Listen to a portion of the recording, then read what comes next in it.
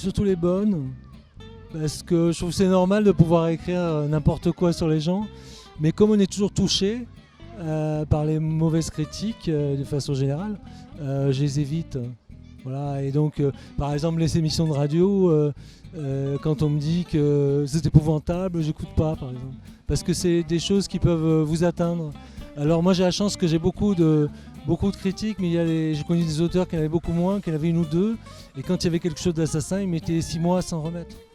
Voilà.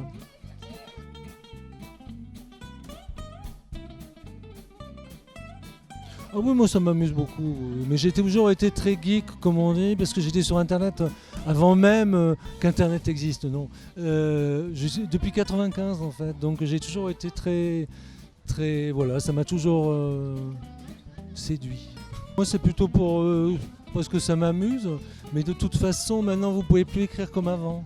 C'est-à-dire par exemple la solitude, quand moi j'ai écrit un roman dans les années 90, qui s'appelait Clémence Picot, et quand elle était seule, elle rentrait, elle regardait la télé jusqu'à 11h du soir, puisqu'après ça se coupait, et puis elle était seule.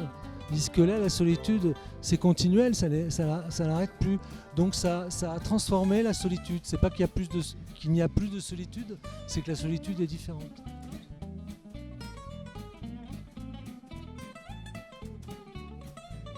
Non, pas vraiment. Non, mais il y a des fois où ça peut être le cannibalisme, surtout dans les amours qui ne marchent pas. Et puis il y a aussi cette éternelle définition de Lacan.